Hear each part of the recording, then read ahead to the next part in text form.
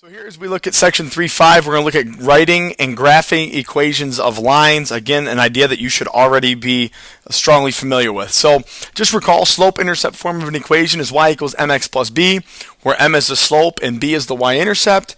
And then standard form of an equation is ax plus by equals c, where a and b are both non-zeros. Okay. So it says graphing lines given an equation in slope-intercept form. So again, if you're given y equals 2/3 x minus 1, identify your slope. That's the 2 over 3. The y-intercept is the -1. Okay, so now to graph it, I go to my y-intercept of -1. So that would be right here.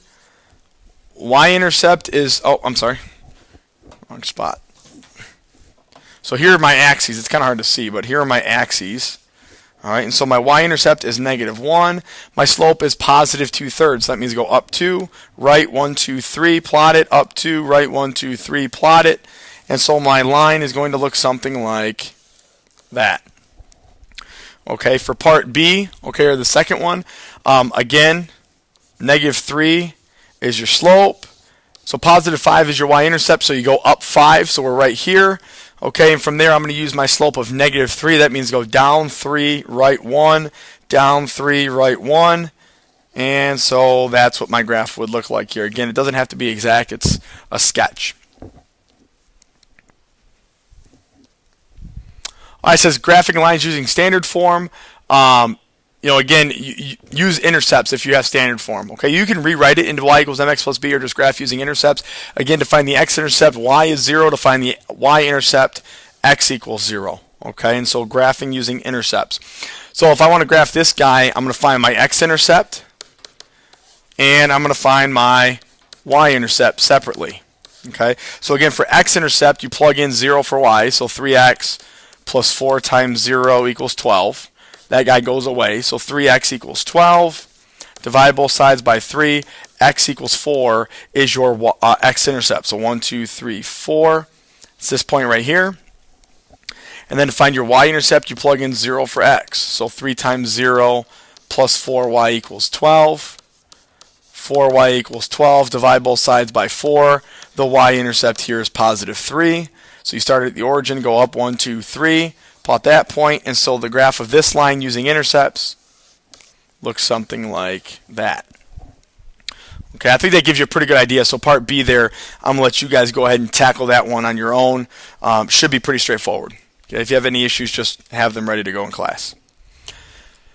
Okay, so for slope-intercept form, again, you need two things. You need the slope, you need the y-intercept.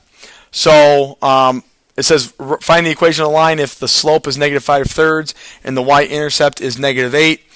Doesn't get any more straightforward than that, so that's y equals -5/3 x plus -8. If you want to rewrite that as y equals -5/3 x minus 8, it's all the same stuff. Okay, it all makes sense. So again, nothing changes. Okay, your task is to write the equation of this line in slope-intercept form. So first thing is you can see your y-intercept here, so your b equals positive 3.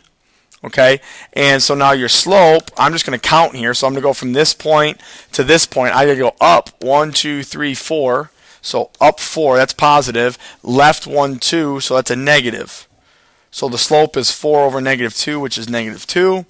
And so now to write the equation, all you do is y equals mx plus b. Again, hopefully you're finding this video to be review and pretty straightforward. Okay, writing equations in slope-intercept form, given a point and a slope. So again, process. Okay, I know this much. I know my equation is going to be y equals 3x plus my y-intercept, but I don't know what my y-intercept is. Okay, but here's what I do know. They give me a coordinate. Okay, they give me an x and a y. All right, so what I can do now is plug that in for x and y. So I plug in 6 for x, -2 for y. So -2 equals 3 times 6 plus b. So -2 equals 18 plus b. Subtract 18. So this y-intercept is -20. Now the deal is they didn't ask me what the y-intercept was. They wanted me to write the equation. So I have to take that and plug that into my final equation now. So I have y equals 3x minus 20, and that would be my final equation here in slope-intercept form. So it's a two-step process. Find the y-intercept and then plug it back in. Okay, that's kind of the first part of the notes. The second part, I apologize, let me just skip through here. Here we go. Okay, now we're going to write an equation in slope-intercept form given a point and a line parallel to it. Okay, so this is just kind of extending on what we've been talking about. It says write an equation of the line passing through the point -1, 1 that is parallel to the line 2x minus 1. Okay, graph the lines to check to see that they are parallel.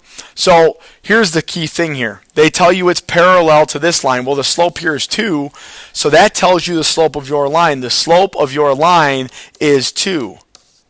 So you know your equation is going to look something like that. And now we're right back to square one like we did in the last example.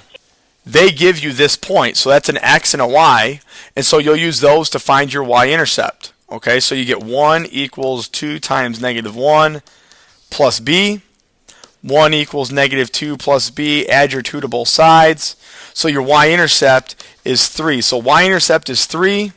Slope we already knew was 2.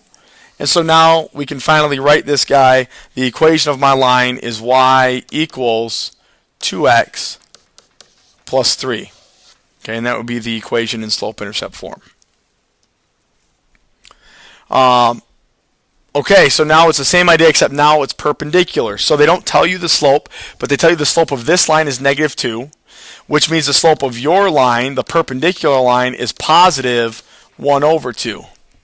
Okay, so y equals 1/2 x plus b. Again, your task is figure out what b is. They give you an x and a y.